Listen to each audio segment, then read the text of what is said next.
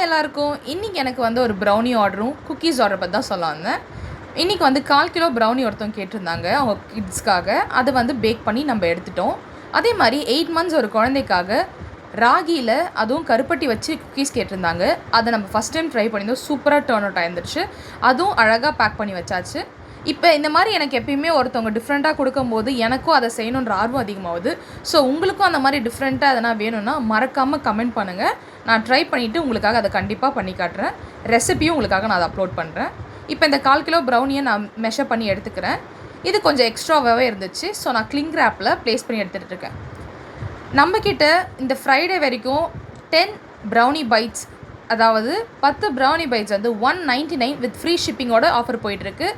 நிறைய பேர் இதில் வாங்கிட்டுருக்காங்க. மறக்காமல் நீங்களும் ஆர்டர் பண்ணுங்கள்.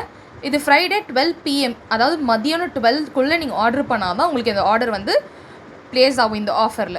ஸோ நெக்ஸ்ட்டு இந்த ராகி குக்கீஸ், அதாவது கருப்பட்டியில் பண்ண ராகி குக்கீஸை நான் அழகாக பேக் பண்ணி எடுத்துக்கிறேன்.